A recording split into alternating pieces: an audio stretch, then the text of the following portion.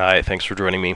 Today I wanted to give my impressions of the DVD-based game Amusement Park.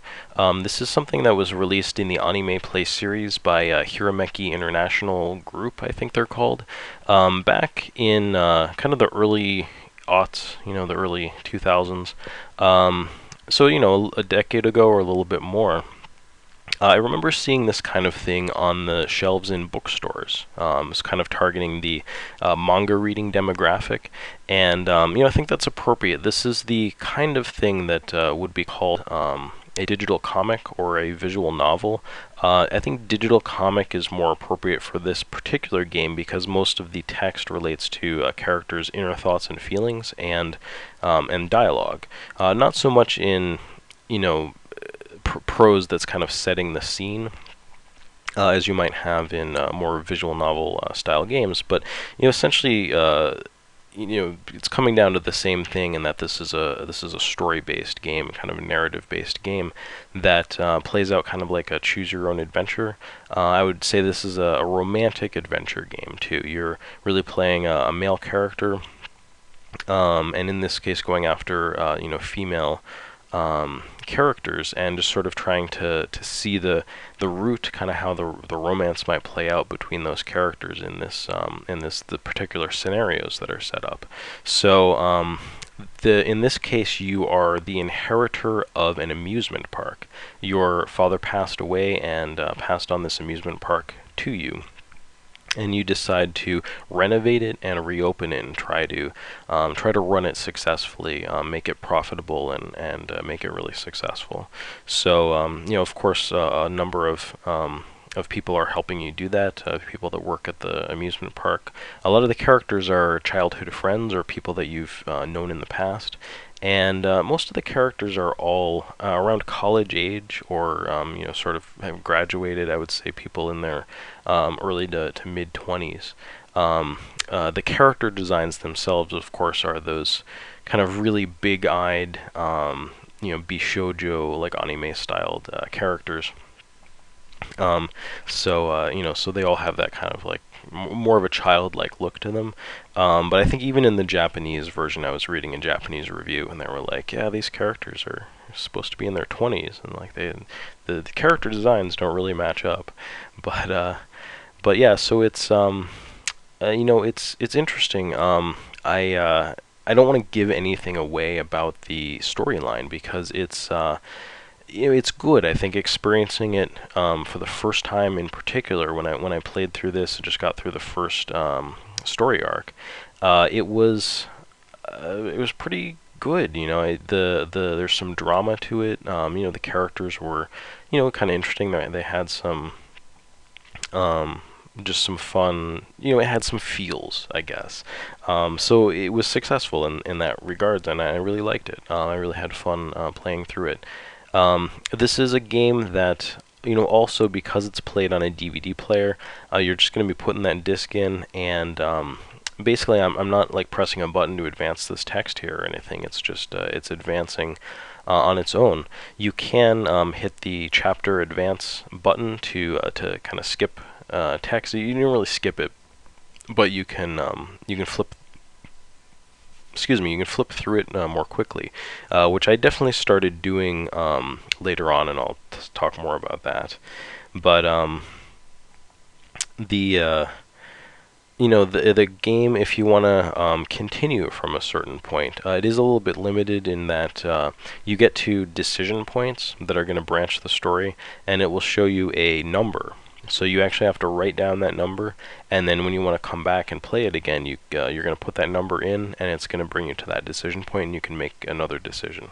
So I actually, when I was playing through this, ended up making a little decision tree, so I could remember, what I'd chosen and what numbers corresponded to what branches in the story.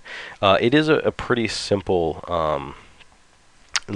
story structure. But and the gameplay too. I think it's it only takes maybe 2 hours to get through, and it's really it's easy to enjoy. It's easy to ingest. This reminds me of it's kind of like splitting the difference between watching anime and playing a game. I found that I could, pop this in while I was eating some dinner and just kind of watch the story unfold. It only takes a couple hours to get through, even when you're just letting the text advance on its own.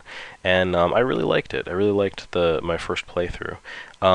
Playing through it again, I found that the storyline was pretty similar, but I thought that had to do with the fact that I was, choosing another storyline that was very close in the structure of the story to another storyline that I had just been through. So once I got to kind of choosing a third route and realized that that one was also very similar, I realized what is the main flaw of this game, which is that it's pretty repetitive. So much so that on multiple playthroughs, it's kind of monotonous. It gets a little bit boring. It actually reminds me of if you guys have seen the second season of Suzumiya Haruhi, when they had the Endless Eight. They essentially get stuck in a time loop, and they actually just reanimated the same episode literally 8 times. I mean, there were minor variations, maybe some slightly more major variations in a couple of the episodes, but basically you were just watching the same thing over and over again with small differences. And the differences in each route in this are, they're significant enough. I mean, there's a whole other character that you're learning about, but as much as the romance is kind of fun in this, and the characters are decent, they're not really deep. I've played other games like this that that are much more involved. I think the stories are better. They're more varied. The characters are maybe even a little more interesting, and they're just overall better games. This one, however, I think is good. It's quite good. I really enjoyed it. Aside from the fact that there just isn't enough variation when you play through the different routes, and I don't think that's the fault of the kind of the illustrations in this. I think are nice.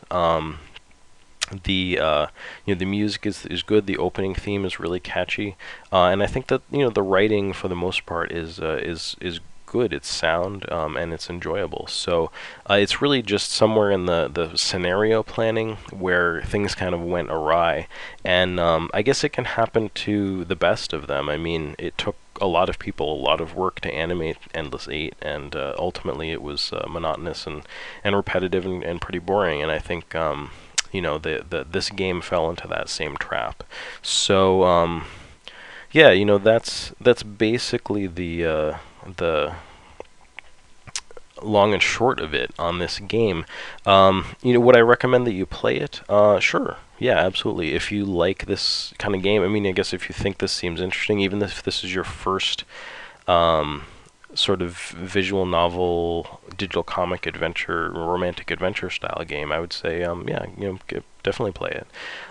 Just keep in mind that it might not be representative. It's certainly not representative of the best of the genre, and it's really, I would say its main strong points are kind of its low barrier to entry, and just that it's not demanding a lot from you.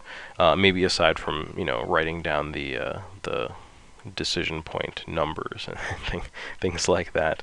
It's basically the kind of thing you can just sit back and relax and enjoy for a little bit, and it's kind of a fun distraction, and it was cute. I definitely enjoyed playing through it. But I think in the end, it's mostly indicative of a missed opportunity, where I think this could have been a much better game than it is had they just added some more variety to each of the routes. I feel like, unfortunately, even though you're making decisions in the game, you don't have a feeling of agency because of how similar each route is. You basically start to realize, oh, this is how it's going to play out. And when you can anticipate all of the beats in the story and the plot, it just makes it boring. So that's too bad. But yeah, if you can find this for a good price, I didn't pay. I paid less than $20 for this basically. This was you know, a fun game to try out, and I definitely enjoyed it. I'm gonna try out some other stuff in the AnimePlay series, I think, and see what I think of the other games. But anyway, those are my impressions of Amusement Park. I hope that you enjoyed watching this, and I hope you'll join me again for more video game related videos. Thanks for watching.